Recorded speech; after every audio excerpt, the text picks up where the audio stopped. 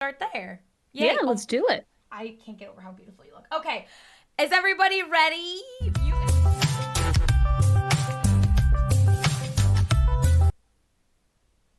Hi, everybody. Today is episode 5 of Coven Conversations with the amazing and incredible Kaelena. Kaelena, how are you doing today? I'm doing wonderful. I'm doing great. How are you? I'm good. First of all, thank you so much for taking the time out to spend time with me today. Of course. We met through side quests. We are We both did. we were the OGs, one of the first group to get on Hmm. side quests, and that was our first interaction. Is we got to meet through It these was. wonderful people, and we really just clicked like right away. And We I'm did. so honored that you are here with us today. First of all, congratulations. I know it's been a couple months, but you're partnered. I am.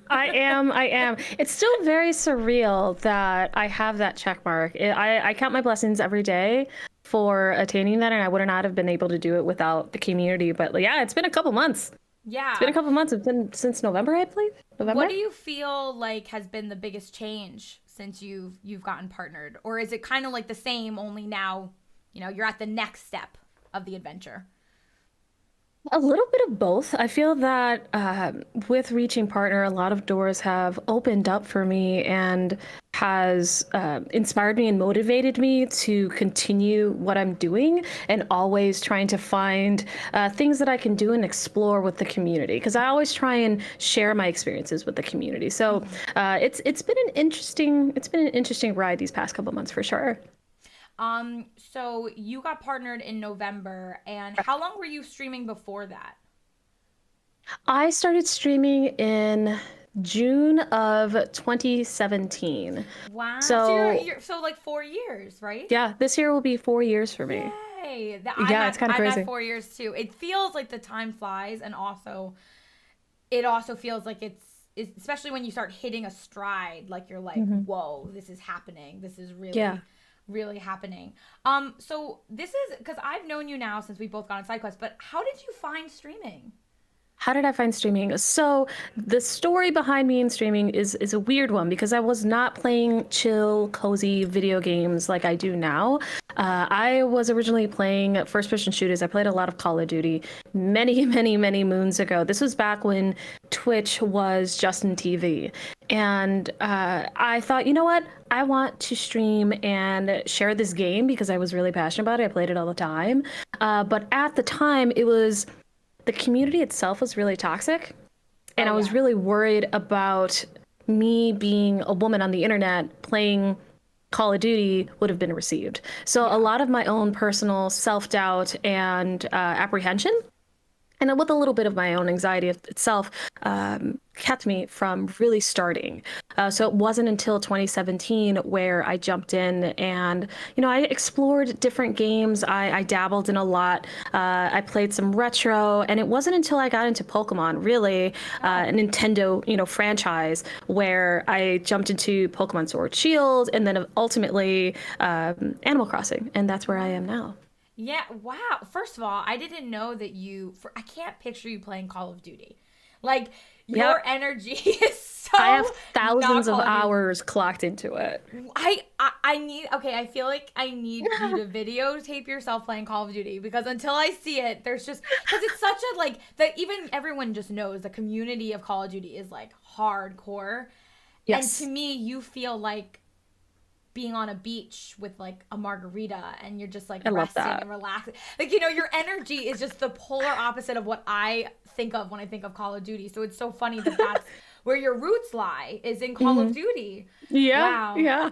So, was it because you mentioned Nintendo in like a Hmm. really specific way? Do you feel Hmm. like joining that through Pokemon and being part of like the Nintendo world is why you're so like involved in the Animal Crossing community now? Partially. I also want to partially thank my community as well. They're the ones who urged me and like really pushed me to explore Animal Crossing. I had never played an Animal Crossing game before New Horizons. I was just like, okay, sure, I'll try it out because I'm always open to new experiences. Mm-hmm. And, the community was really excited about it because it was just being released. And I was like, okay, if you guys want me to play it, I'll play it. I'll try it out. And here we are a year later, and I'm still playing Yeah. it. And you know what's amazing, because when I joined SideQuest, a lot of you guys are Animal Crossing streamers, and I tried it, and it's just so funny how when I tried it, I made it into a mafia game. Yeah, I was there when you played Animal Crossing for the first time. I was You were like so so nervous. nervous. I was just like, I, why are you so nervous? This is like the most chill game in the oh my world. god!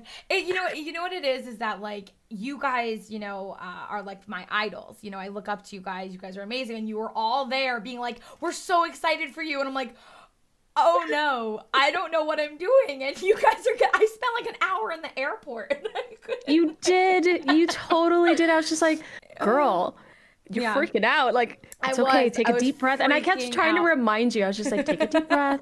Well, you're always okay. like that with Everything me. is Yeah. fine. 'Cause you're just that person. And it was funny because when I signed up, and I feel like we had similar experiences when we both signed up for SideQuest, we didn't think we had a chance. We were like, no, Yeah.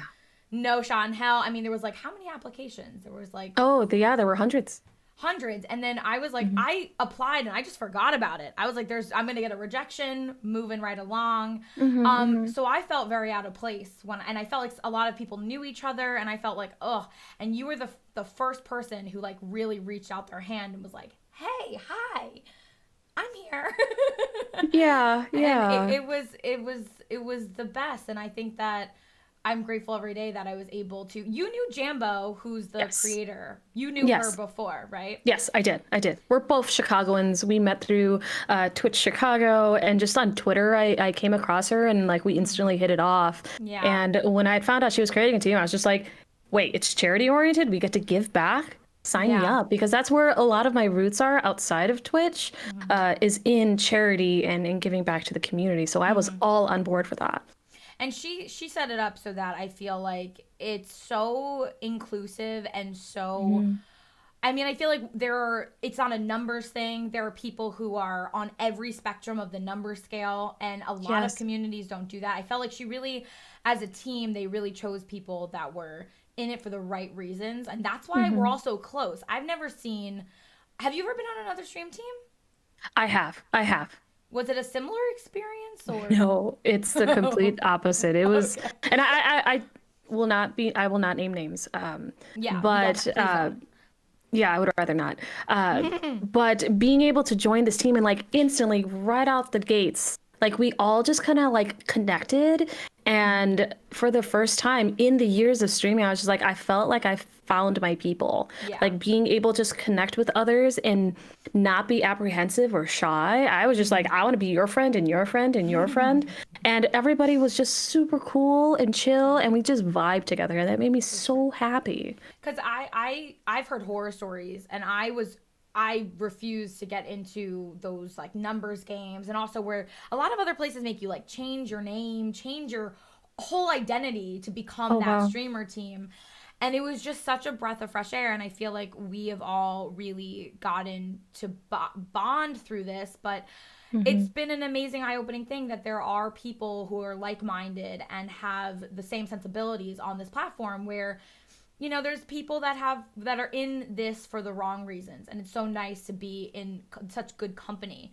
So Yes. you talked about Chicago, and I've never Yes. been there, and I want to You need know to a change couple that. things. I know I need to come. I'm gonna come see all your faces. But Yes, I want to please. know a couple things. One, what Sure. was it like growing? You grew up in Chicago or outside? Yeah, of born and Chicago? raised.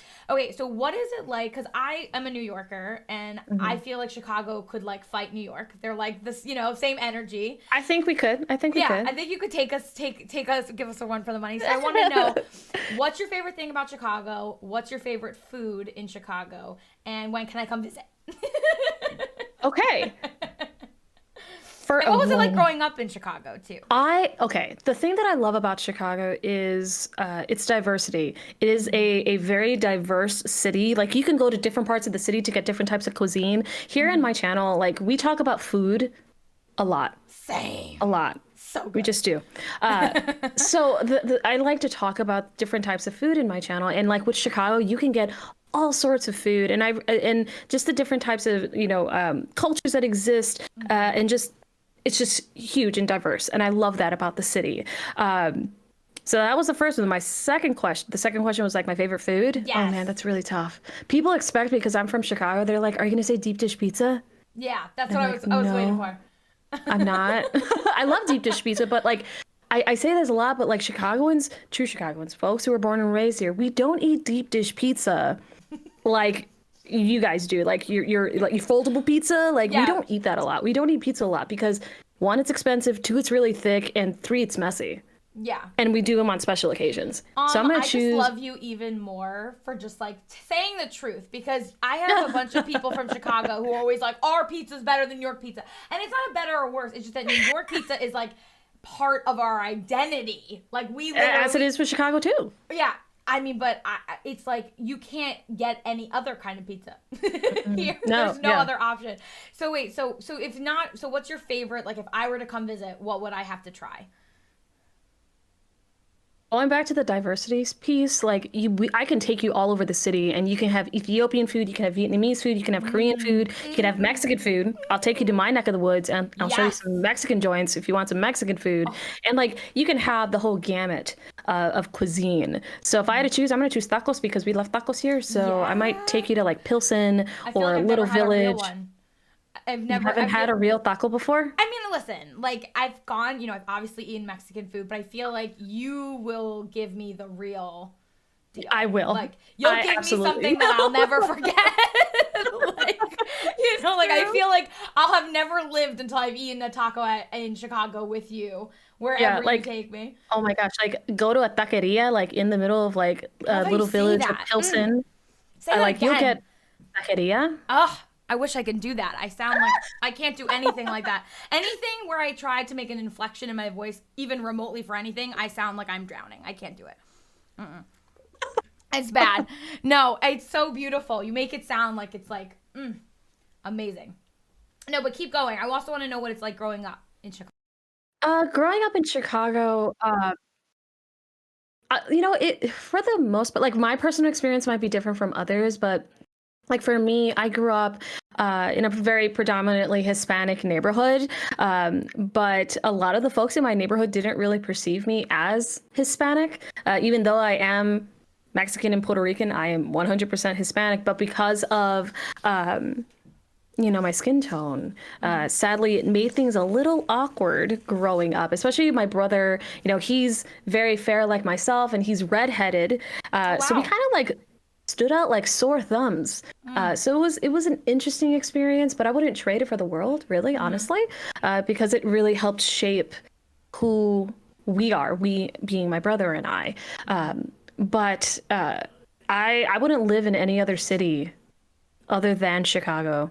I Wow. may consider Seattle because I love the woods and I just want to Right. be in the I always woods. say that too. That's so funny. That's so interesting. This is I why we're always soul say sisters. we're so. I always say if I could go anywhere else, I'd either go to like I love Massachusetts. It's my favorite state probably, or Seattle. And I've never even been to the West Coast, and I'm like I think I'd like it over there though.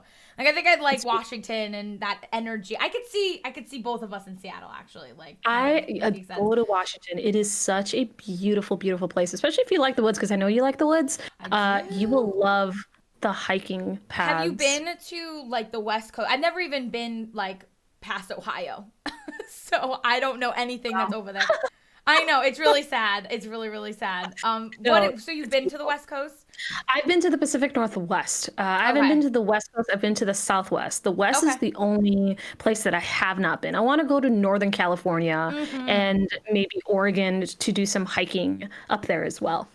Yeah, I love, oh, you like to hike too? I What love happened? hiking. You love to hike too. I I love do. hiking. I love the It's outdoors. Like it's raining outside and I just want to go out and walk in the rain Me too. and just go on a It's long raining walk. here too. I actually was thinking this is like the perfect energy for like today because you and I are both very into plants and Oh, we're both plant yep. mamas. I know you have I have no light in this room. I can't have any plants in here unfortunately, but Mhm. I actually learned a lot from plants from you because I messaged you and I Really? was like, hey, what plants can I not kill? You were like, get a snake plant, get like a ZZ. And I swear, I went out and I got those plants because you were like, yeah, you should be fine. Although I did try I do have some monsteras now that are a little bit finicky, but I got a corn plant Yeah. And I What kind can't of plant? believe a corn plant. They look like little palm trees. And I kid you not, I can't believe it. She's been alive for like 6 months, and it's the hardest plant I'm I so bought. proud of you. I'm like, oh, but when they die, I sing to my plants too. You sing to your plants. I sing to my plants. I talk to them. I do a lot. Oh, I feel like they hear you and they know that you love them, and you're like, please stop turning brown. Like, please, please stop turning. It's like an emotional connection. Like every plant. Do you name absolutely. your plants? Or are you not that far? I name them. I've lost my mind. I have like 70 plants in my collection, so it would be very difficult. Like your house is my dream. Well, like I would love to name my plants, but again, I have such a large collection that I would have to like physically write their name on all of the pots for me to remember them, or else I'm gonna forget them. I just have so many. I have many. I think every time I come home with another plant, Aiden's like, really? Why? And I'm like, British is the same way with me. He'd be like, really? Another one? It's a kind of like an addiction. I mean, for me, I feel like I get energy from them. Like I feel like I I can feel that. Yeah, them. for sure. I feel them, and they each give me different vibes, and I don't have 70. I have like 10 maybe. And that's still great. And I my favorite one, don't tell my other ones, but Sheila, who's my corn plant.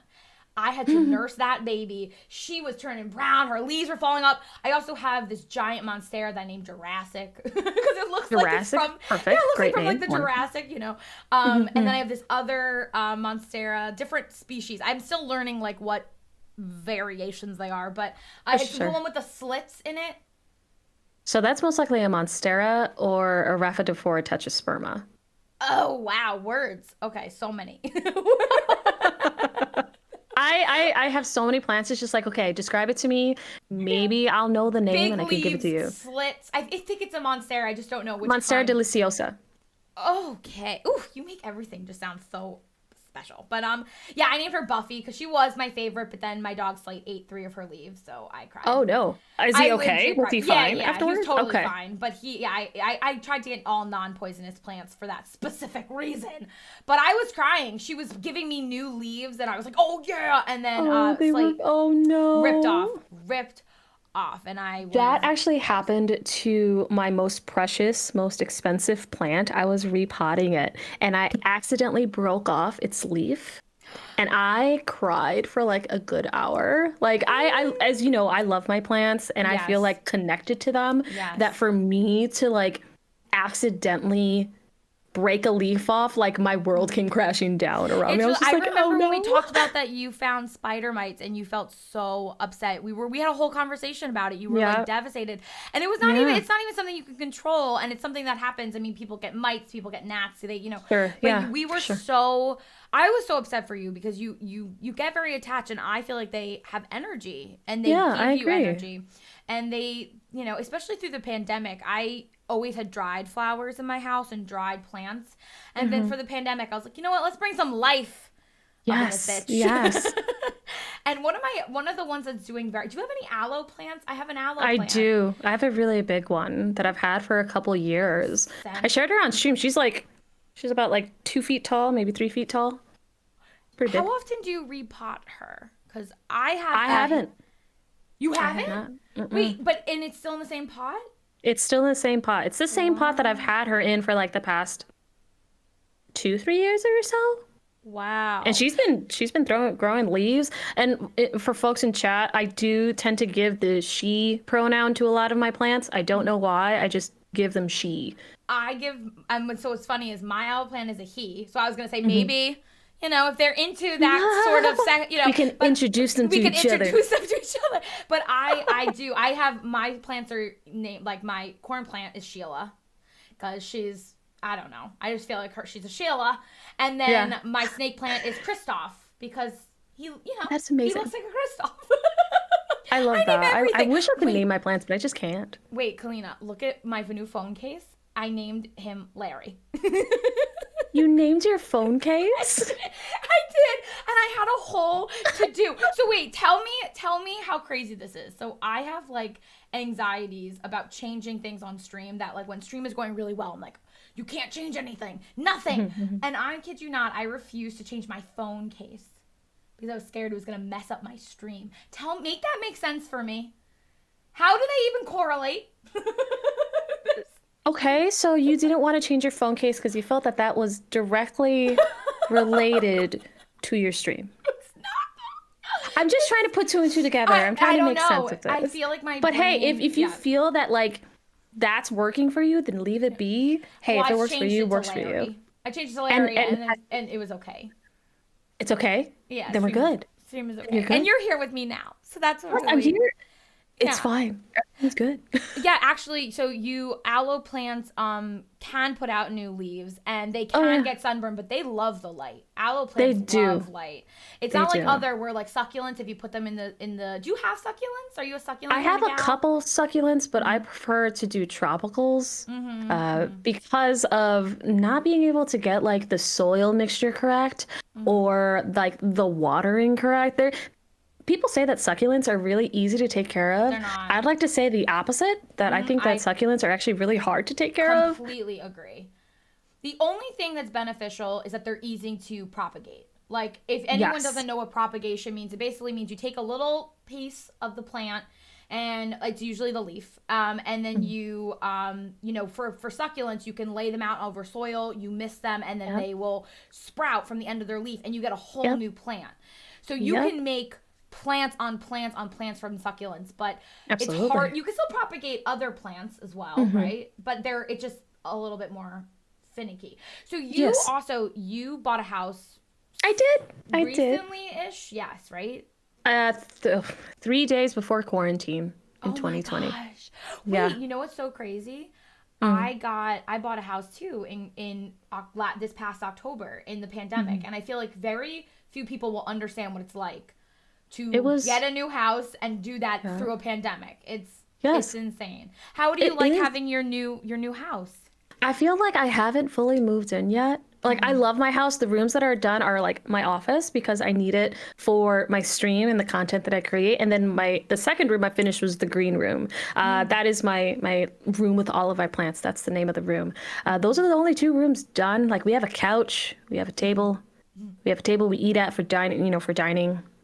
Our kitchen has all their stuff in it, but like I feel like we haven't like fully moved in because like as soon as we moved in, we had a couple days to start unpacking, and then quarantine happened, which prevented us from like going out and getting furniture or even having a housewarming party because we have yet to do that. Wow. I still have boxes like in some places of my house that I've yet to touch, and it's been a year already. I'll get to it when I get to it. Yeah, I think that I wish that I had your energy because Aiden wanted to I'm one of those people where like everything was put away, moved in, and painted before we even like moved in because I have such bad anxiety when like I need my house to feel like my house, and if it's not, sure, of course. And that's something that drives me crazy because if I start a project, I have to finish it like immediately, and it's something that I actually really want to work on. Why are you in here right now? Okay, sorry, Kaelena. That was rude. Sorry. No, you're good. You're good. But I really feel like I wish that I could just go with the flow more, and that's why I feel like our energies match so well because you just feel like so. How do you do that? Tell me how you do that. How do I maintain such a calm demeanor? Teach me, please, master. I think what really contributes to my overall demeanor is my background in social work. I talked about this in my stream yesterday, actually, that I do have a background in social work. I have a master's in it. So I've been trained to maintain this kind of like calm level demeanor to try and have that reflect on whomever I'm talking to, to try and bring them some sort of peace or serenity or, a sense of calm. I don't often, spike a lot. Like, sure, I get excited about things, but for the most part, I would say that I'm pretty chill. For the most part, I'd like to think, but I want to contribute that to my training. When I was a professional out in the world and not on Twitch. How long were you a social worker? Did you actually work as a social worker, or when did that factor in? So I worked as a macro social worker. So when folks think social workers, they usually think of, one-on-one therapists or advocates Hmm. or things of that sort, right? Right. Providing one-on-one direct services. Hmm. Macro social workers are more so folks who work in policy, legislation, Oh, wow. program development, program evaluation, kind of in that kind of sector. Okay. And my experience is in research. So I did a lot of research out in the community. So I did have to really utilize my like one-on-one training. Hmm. But I did a lot of writing, a lot of analytics. And I really enjoyed doing it a lot. So it's nice. I loved it. I loved it. I kind of miss it too. But in the world that we're kind of living in right now, it's really difficult to go back to it. Yeah. Um, Would but you yeah, that's ever really where it is. consider going back to it though? Like, or is it like it's kind of part of your history and made you part of who you are, but now, you found a new path kind of thing? A little bit of both. I feel that I've brought a lot of my professional background into the space that I'm in now with Twitch. Yeah. I try and talk about difficult issues and current topics. I try and talk about the importance of mental health because as a social worker, that is important, Hmm. mental health and just the well-being of a person. Right. So I try and bring my professional background into this space. If I Hmm. ever had the opportunity to work on research or to work on legislation out in the real world, I would love to do that. I've done it and I miss it because I feel like I'm doing good and I'm bringing forth change and I can see that change that I'm doing out in the world. But that doesn't mean that I'm not bringing forth change in this space. Yeah, Through absolutely. side quests, we are doing change by, raising money for those, who are in need. And Hmm. that feels fulfilling and that makes me genuinely happy. Right. So I guess I would say yes and no.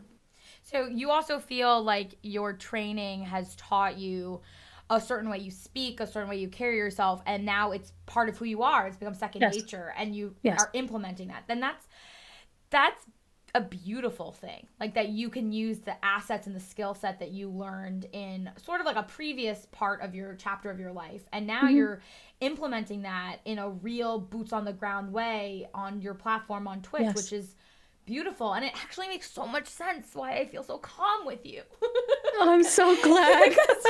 I'm Because so you glad that you have this are. like wonderful aura, and I've told you this when we first met. You have this wonderful aura that's the opposite of mine. And that's So, okay. That is yeah, okay. but that's why I think that we also vibe so well, is that we Hmm. are like two, magnets that are, Hmm. you It, know, each end of the spectrum essentially. And I think that yeah. that's an amazing thing. So when you sort of touched upon it, I know that you, like me, were mental health advocates on this Hmm. platform. We don't shy away from the conversation. Correct. What aspects of that do you feel like on your platform have you like do you talk about it openly? It's not something that you shy away from, right? Right. Like Yeah. I'm pretty open with my community to talk about my own personal struggles because I want to try and remind people that I'm a person too, Mm-hmm. that I can experience similar struggles that other people may be experiencing so that they don't feel alone. Because I think right now, especially right now with what's going on in the world, that with us being isolated, that sense of loneliness is almost amplified. Yeah. And with what you and I do, we create these spaces where people could come in and not feel that, Right. and, I've had experiences where people come and be like, hey, I've had a really bad day. Mm-hmm. Can you say something encouraging? Yeah. And I'll take a moment, like whatever I'm doing, may be Animal Crossing or Stardew Yeah. or whatever I'm doing, and I'll take a Yeah. moment to be like, hey, I'm sorry that you're having a bad day. I hope that it gets better for you. It may not happen today, but I do hope that it gets better for you tomorrow. And try and show that sincerity and warmth because maybe in that one moment, that person may be reaching out to you because you're the person to reach out to. Right. But I also want to say that boundaries are really important in this I was space just gonna too. ask you about that. Yeah. Oh, absolutely. And Yeah. it has happened where boundaries have been crossed. But I Mm-hmm. think with the type of platform that we have, is that, and I use this analogy often. Mm-hmm. Imagine having a fence. Okay. You don't want to put up a brick wall between you and your community or you and your friends whom you care for, right? Because you want to show that you care. I also don't want to assume, but I'll talk about myself in this Yeah. case. I want to show that my community that I do genuinely care and that I'm concerned about them during this very stressful time. So instead of putting up a wall, I put like a little fence. Imagine like a white picket fence that I still have that boundary there, but I can still look over to the fence and engage with my community and talk about difficult issues, but still maintain that sense of boundary, the sense of protection between me and whomever I'm engaging with. Because you have to protect yourselves, right? Because Right. someone may cross the line and say something inappropriate, and you're like, what do I do? Kind of a thing, Right. right? Of course. Yeah. So you have to like think on your toes. Right. So I'm always like actively listening when I'm engaging people, right? Right. So I have to be aware of like what is okay for me to talk about and what am I okay to talk about with others, and Well, let trying me to have that constantly going yeah, on in my that mind. narrative going on, because Hmm. the Hmm. thing that has sort of been, I don't know, like, we're both on streamer Twitter, where there's a lot of streamers on our space on Twitter. There's Sure. been a huge narrative of like streamers are not mental health Correct. professionals, and Correct. you can't. But for me, obviously none of us are mental health, no, not, I shouldn't say none, but the majority of us are not mental health professionals. But the Hmm. thing is that I also feel like sometimes the narrative becomes very aggressive. Like, we are Hmm. not here to solve your problems. We are not here to, fix you. And that is the opposite of my energy. I feel like, yes, Hmm. I agree. I do have a boundary issue that I always am working on, because Hmm. Hmm. I sometimes, maybe if you have a picket fence, maybe I have like half transparent, like half, like Like there's a like window. yeah, there's like, exactly, there's like a window. You can just totally see through it, but there is something there, but it's like you could Exactly. definitely, but so I'm working on that. But the thing is, I don't like when the narrative becomes aggressive, and I've seen that on streamer Twitter a lot, where people get very angry and almost hostile about people Hmm. coming into their stream and being like, I'm really upset right now and I want somebody to talk to. And that Yeah. to me is the opposite of what we should be achieving, because like you said, a lot of people are experiencing loneliness on unprecedented. I mean, some people haven't even touched somebody in a year, Yeah. and that sort of And it breaks my isolation, heart. it's heartbreaking. Yeah. That level of isolation is dangerous for mental health. And Absolutely. I think that we are sort of the first, touchstone for people. Yes, they can't touch us. Yes, they can't, but you still can sit with us and feel like you're not alone anymore. And that's something Exactly. that I know we are both very passionate about, is that when you're with us, you're safe and you're here and you're not a Hmm. burden, and you're not Hmm. there's no reason for you to feel like you're doing something wrong. Also, a lot of people, I have people message me privately, and they'll be Hmm. like, I feel like anytime because you're so happy, and I feel like if I bring up something bad, I'm doing something wrong. I'm like, no, no, no, Hmm. that's not. I want to share my happiness with you so that you are Yeah. also, but it's Hmm. something that I think there needs to be like a middle ground. No, Yeah. streamers are not mental health professionals. We can't Hmm. give you, medication advice, or, anything Yes. like that. Yeah. But I feel like, and, I feel like you're one of my, idols. And I feel like, I look up to you.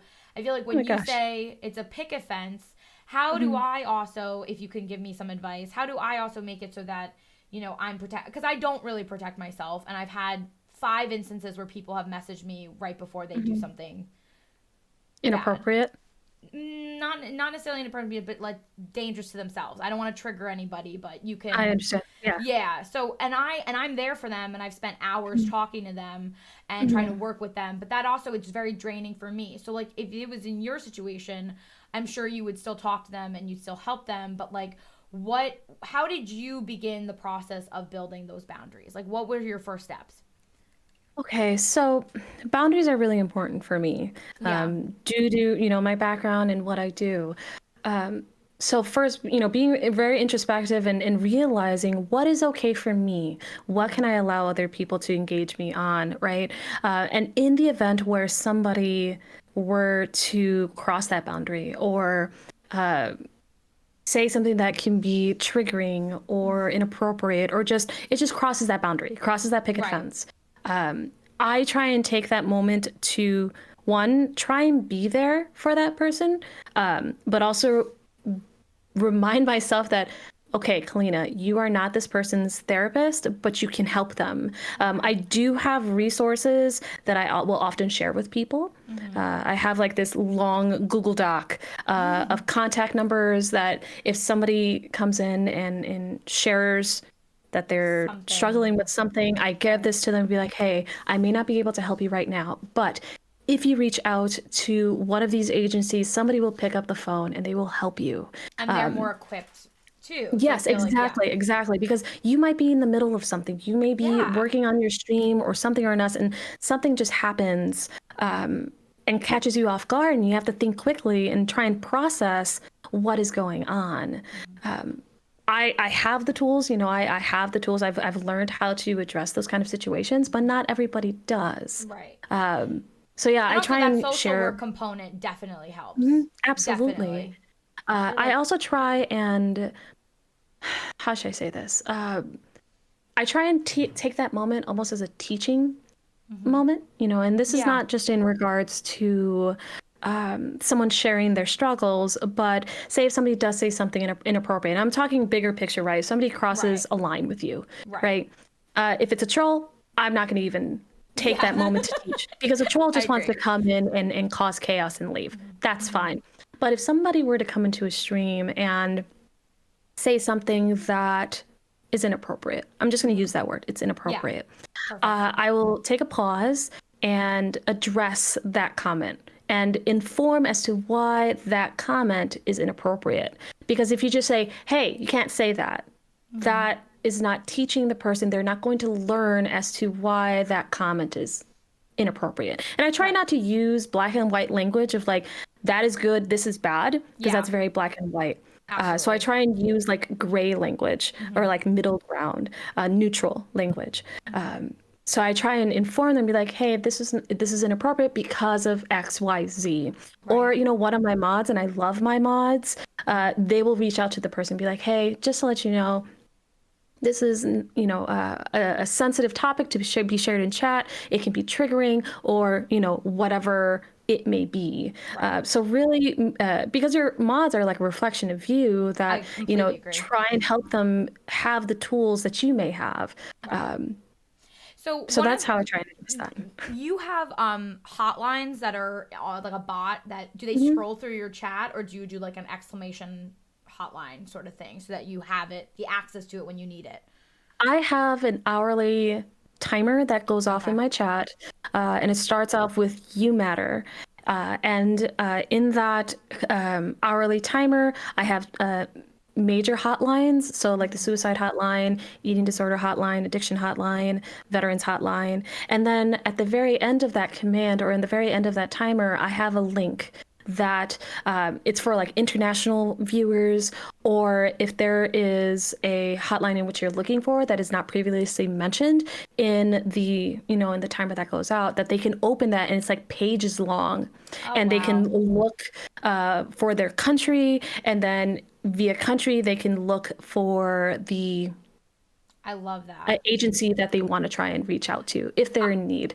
I love that, because we like I said, we talk about mental health in here all the time, and I'm very, very vocal, and I'm a huge mental health advocate for like it should not be taboo, and it should be a place that but I don't have like a command or something that has these tools. And like you said, like I'm just a person, and like I've literally had messages while I was like on the train and I was having spotty service, and I'm like, oh my God, this person needs me, and I'm not even really able to help. So that would be amazing. But let me ask you another question. How do you feel about when Discords have like a mental health section?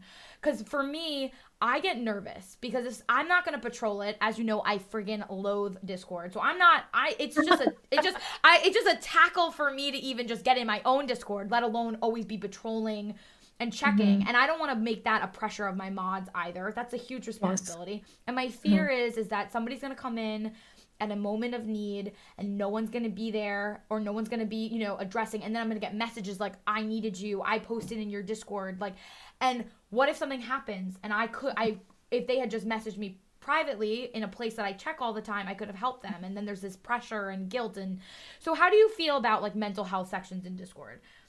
So I myself have a mental health category in my Discord where I have a list of resources in one channel, the resources that I've mentioned previously, and then like a vent channel where people, if they want to vent, they can. But I do ask that folks who participate in that to add like a trigger warning or a disclaimer, so that because we don't know who's going to be triggered, right? And I've talked about this with other content creators as well, that, you know, I'm scared. They would say, I'm scared to go into that channel because like I don't want to get triggered with, you know, my own, for sure. Yeah. my own mental health conditions, right? And I totally understand that. Like I myself, I feel fairly comfortable going into it because of my background and being able to read that. But I also need to be self-aware about my own compassion levels, right? Because I really do believe with my whole heart that compassion fatigue is a thing, that you will love and love and love and care and care and care for everybody, but then you start to fatigue yourself because you're expelling so much of your own personal energy on caring for others. So like I try and be very self-aware of where my level is and how much I'm able to withstand, right? And be able to share myself with others. But like if I read something and there's something really concerning, yes, I do feel bad if I've read something, you know, a couple days late where they, you know, vent about whatever it may be. I was just like, man, I wish I was there for that person. But I also have to remind myself that I am only a person. I am only one person. I cannot care for everyone in the world as much as I would like to, right? I would love to be I there always for say someone. the same thing. Like I wish that you can. And but yeah, I think that there's, you know, it's for me, I've been very leery about making the mental health section in my Discord. I think it'd be a great place to put resources. Yes. But it's just I am concerned about, like you said, I am like a pathological, I always say this, I'm a pathological people pleaser to my core. I would literally let people stomp on my back if it would make them feel a little bit better. And that's something I'm working on. I decided that in my 30s, I'm gonna be 30 in August, and I'm like, I need to grow a spine. And so I'm working on it. I believe in you. You can do it. Thank you. It's already getting much better. I've already done a lot of things that I would have never done. Like I've, you know, removed people from the community that were just the opposite energy, saying things that were triggering people, and I never removed them because I just felt bad, and like that's insane, because that's just, you know, but I'm working on it. And the fear that I have of making is that if I miss something and God, you know, forbid something happens, I will not be able to live with myself. So it's like this catch-22. You want to be able to help as many people as you can, but you also don't want to be, I don't want to use the word liable because that's like a aggressive word, but you don't want to be responsible for not helping somebody either in a moment of duress. So I'm like conflicted about it, but I love the idea that you have of having resources. I think that would be an amazing thing for people.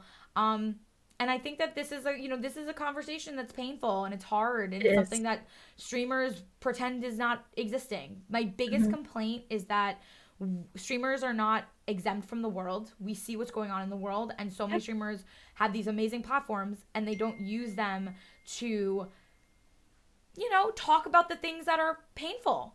And I think that that's not what we should be doing. And it's something, it may make people uncomfortable to talk about things that are triggering or whatever, but to me, I feel like it's time. You know, silence is deafening. Yes. And I think folks being, you know, the content creators, us streamers here on this platform, is that I think, and it's ultimately up to us, right? To be empowered with tools to help those who need helping, right? Ultimately, it's, you know, every content creator's choice to decide what they're going to do with their platform. And I'm not one to say like, oh, you need to do this. I'm not going to do that. But if you feel that sense of drive to help others, I think finding resources for ourselves, and I do have access to some resources for us as content creators of how to get empowered and so that we can empower others, right? Right. Because we are, leading the pack in, creating these communities and empowering them. So I think that if we get the tools that can empower ourselves, that our community will be reflected in Yeah. that.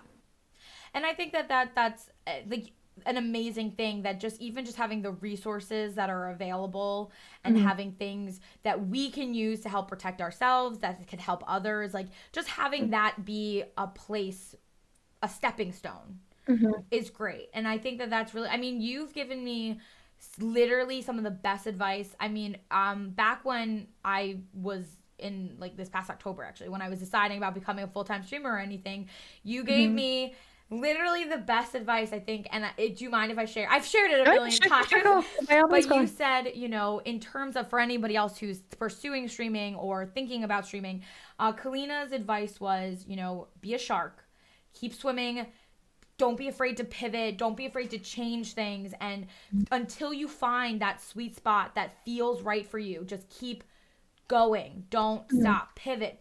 And that was because a lot of streamers are terrified to Of switch a change. game, to switch their schedule, because you're Mhm. so scared that everything was just like, it's like a house of cards, everything's gonna topple, Yeah. and your encouragement was the reason why I went full time in October. You and SideQuest, and finally being like, okay, these people believe in me.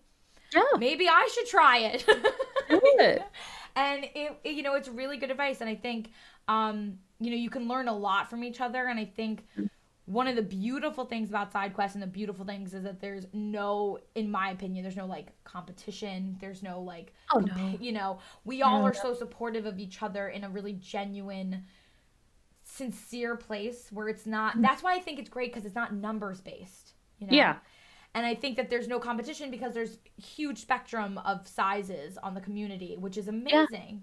And everyone Yeah. feels like an equal. There's no, you know, discrepancies in that way. And Mhm. I love that about SideQuest, and I love that about, the team that we get to be a part of, which is so crazy. It's so exciting.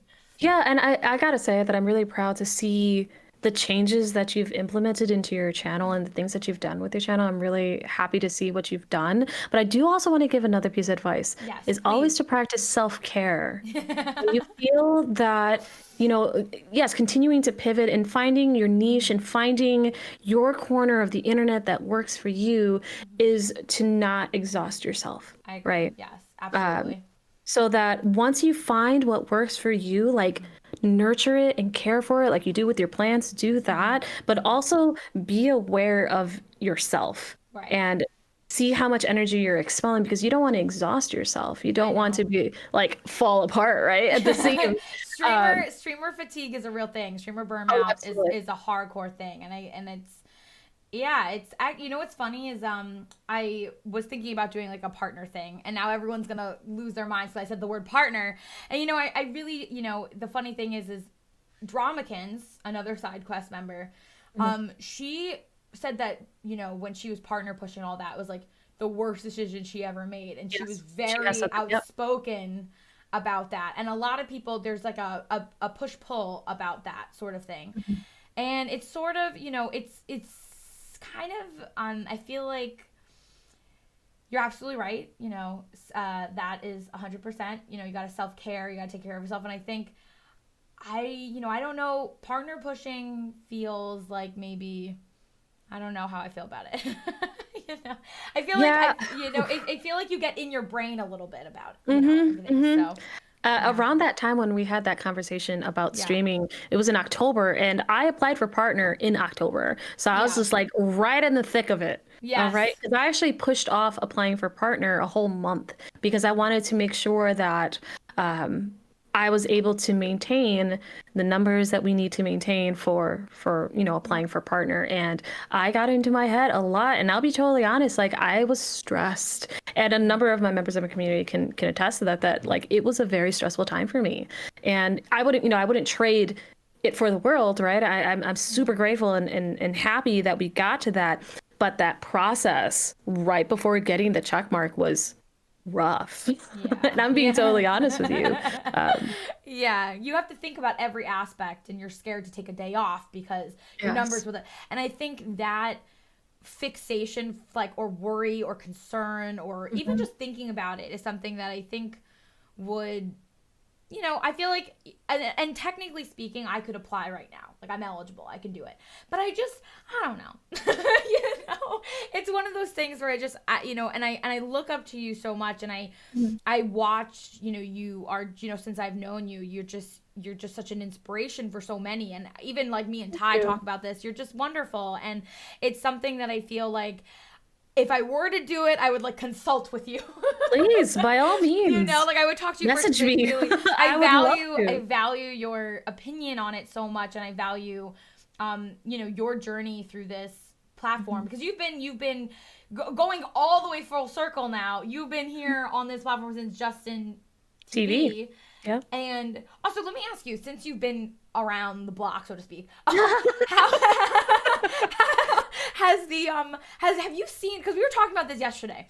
Has Mhm. Twitch gotten better? I feel like for me, Twitch has gotten better, and that they're making strides and they're putting in effort to make sure, but they're doing it in not maybe not always the best way. Maybe they're not really they're trying, but they're not really listening. They're like half there. But for Yeah. me, like even what you just said, you didn't even feel safe and comfortable enough to be a female streamer back then. Oh And yeah. now look at Terrifying. you.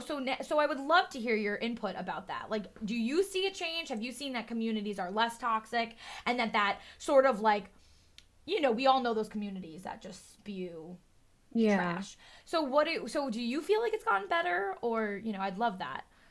I would say that it has gotten better, but I feel that there's also room for a lot of improvement from Yeah. Twitch, Mm-hmm. uh, in how they protect their streamers and protect the communities that are involved on the platform. Mm-hmm. And I'm waiting, right? I think a lot of us are Yeah. waiting for them to implement Yeah. methods for protection for us as the content creators, right? Because Mm-hmm. I've been on the receiving end of a hate raid, and I would not wish that upon anyone. Oh no. Uh, Like not as bad as there, what happened with Jambo though, right?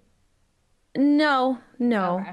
Um, But it doesn't even matter what level, yeah, but that it's was just like it's not insane. pleasant. It's Yeah. not a pleasant experience. Like I was Yeah. playing Animal Crossing, and it just happened, Wow. and I didn't understand, but you can't try and understand that rationale, right? Right. So I would love to see Twitch implement something to try and help protect us, right? Right. Try and do some sort of like screening of names, right? Because there have been some really, really offensive names that I have seen, right? And Yeah. yes, I'll ban them, I'll block them, I'll do the whole gamut of what I need to do, but knowing that they were allowed to create those usernames is just really like I can't help but question as to Yeah. how that was allowed. Right. Um, and then the protection of our bio POC content creators, right? Of Mm-hmm. receiving, so much harassment here on this platform is Insane. It's egregious. enraging. It's enraging. I was just Yeah, talking it, about this it yesterday. absolutely is. Yeah. So I would really like for them to try and be more conscious Mm-hmm. of, you know, uh, uh, protecting our bio POC content creators. Yeah. Because there's a Well, number of us on this platform that, absolutely. and we don't deserve that kind of treatment at all. Of And course. they allow it, right? Not, they don't outright allow it, but they don't have tools to address the behavior to prevent it. Right. And I think that it's when people say, "Oh, well, because I don't know if you've watched these like they do these community things, like when Twitch will have, what are they called? Council Mhm, mhm. things. The narrative is always like, well, but if we do this, it will make more trolls. Like one of the things that I feel like is very being outspoken is that there should be a trans tag for people I who absolutely agree. identify as transgendered, and they want to tag for themselves so that they can find each other within this, because they are by far and away one of the most targeted for harassment, and they've been very vocal about Yes, wanting they this. have been.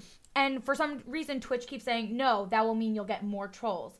So it seems like it's always like we're catering to the trolls and we're not catering to those who are being trolled. And it's the same narrative as a previous podcast where we were talking about bullying. It's like the narrative should be we're helping the people who are being bullied, not the bullies. We need to come up with safe houses for people who are being targeted, not saying, hey, you're going to just, get to not feel connected to other like-minded people and not and we were also talking about this yesterday is the LGBTQIA tag that they've been very outspoken that they don't want allies using it anymore. Correct. And I stopped using the tag because I am an ally. We were sort of talking about, we won't go in the whole narrative, so I think I might be like some variation. I say sexuality is a spectrum, whatever.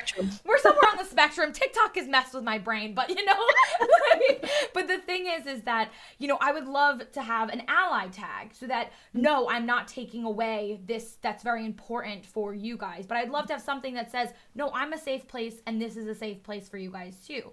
So I think if Twitch, instead of listening to the, it's a $1 billion company, they're owned by Amazon, they have the resources. I think if Twitch listened instead to the PR people and the people in their corporate sort of if they listen to the boots on the ground, the people, they're soldiers, we are their foot soldiers. If they listen to us and what we need, I think that, we really can make strides for real change and growth on this platform. And by the way, Twitch to me is an amazing place. I'm grateful for that. Everything is that we have families now because our family, we have people we never would have met otherwise. So to me, I'm never going to be like Twitch. Some streamers are very outspoken that Twitch is just, I feel like they're working on it, but they could be going faster. And it's interesting that even though you've been on here since it was Justin TV, you're like, yes, it's changed, but it's changed. It's changed, but it still needs some work. It's a work in progress, which I think, that's sort of disappointing because I think we could be further along. But to speak to your point about like Twitch and how they address the conversation around the trans tag or just like implementing things that we as the content creators need to do what we do. I just wish that their tone was different. Instead of saying why not, but to even consider it. I would love to have some sort of like flexibility or like meet us halfway or have some sort of town hall where we can actually voice it, right? I was thinking of that word. Town hall meetings. Yeah, exactly. Yeah, it's just what's interesting too is that we are a pool of resources.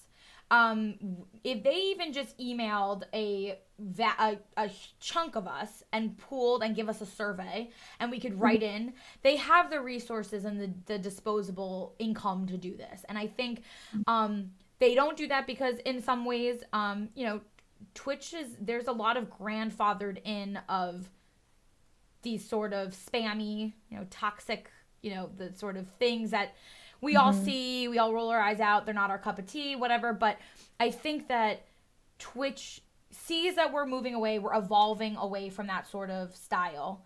And that it's time now to pull us what we want. And I completely agree. Why can't we test something? Just test something out, see if it works. And they should have, maybe they hire streamers. I've talked about this before. Maybe they hire some streamers to, I know they hire these council members, but they only hired like 10. Like hire a couple hundred. Amongst the millions of content creators on the platform. I know. We are an unlimited resource and we all care about Twitch and we want it to be a safe place for all. And I know that's, I wish that every platform was safe for all, but we're getting there. Yeah, there's a lot of things that Twitch can do to improve the platform and improve its its safety and discoverability. That's another thing that is lacking on this platform is discoverability. It's very hard to find a new community or a new streamer whom you will fall in love with. And I just wish that they had given not just us but the viewers tools in which to find new communities to be part of. Right. Well, one of the things that I was in a streamer who, when I first started watching her, she had about 50 viewers, and now she's in like almost 2,000, which is an enormous jump. That's amazing. It's incredible. And one of the things that she said was, you need viewers to get viewers. And that's, the more viewers you have, the more people stop and go, oh, what's going on in here? Yeah. So that's why it's so hard for people who are just staying in a specific bracket to jump to more brackets, because you need people to have interest, and you don't have interest if you don't have people. So, I completely agree. The discoverability could be changed. I think that's why a lot of the Mixer streamers that came to Twitch had a lot of trouble, because the discoverability on Mixer is astronomically easier than on Twitch. I mean, I think they said that there was like 9 million Twitch streamers a month going live in 2020, which is bonkers. I mean, insane. And so I think that, there's things that they could do better, and I'm looking forward to the journey that I think that this platform is going to take. I really do. And yes, I think Twitch is going in the right direction, and I think they could choose, the thing is, they could choose a route sooner and faster, but it's that push-pull of like, I sometimes feel like they take 3 steps forward, 2 steps back. So they're still taking a step back. They're still taking a step forward. There's 1 step, but they took 3 and they went back 2. So it's like, we still moved 1, but we didn't take the full 3 steps. But I think it's improving, and it makes me really happy that I found people like you who I'm happy to have found you too. I love you. You're so amazing. And I don't want to say this, but I can't believe that it's been an hour. The time just flew. Has it really been an hour? It really has. It's insane. But I just want to say, Kaelena, you are so amazing. Your energy is phenomenal. You're like cozy comfort of just, a breath of calmness that I so lack. So it's so nice when our energies get to vibe together, because it really, I feel like they meld really well. We bonded right away, and absolutely. You and I could, not only could we talk forever, I'm pretty sure we could have like a slumber party and spend. We can paint each other's nails. We can paint each other's nails and talk all night long and just sing to our plants. And I just want to say, this was Kaelena. Kaelena is amazing, my side quest team member. Kaelena, is there anything else you want to share with us today? I just want to say thank you. Thank you for inviting me to be on this show. And I just want to say that I'm proud of you, and I'm excited for your future and whatever it may be and whatever it may have inside of it. So if you need anything, you know where to find me. Don't make me cry. No, you are amazing. Hey, your community makes you cry enough. I don't want to make you cry. So true. Help me. No, but you are amazing. And I just want to say thank you so much for everybody for tuning in to episode 5 of Coven Conversations.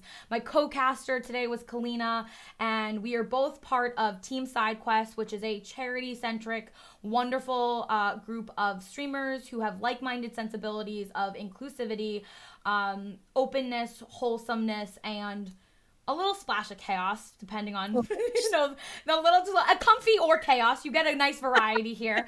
Thank you so much, everybody. And thank you, Kaelena. I adore you. Thank you so much for joining us today. Thank you.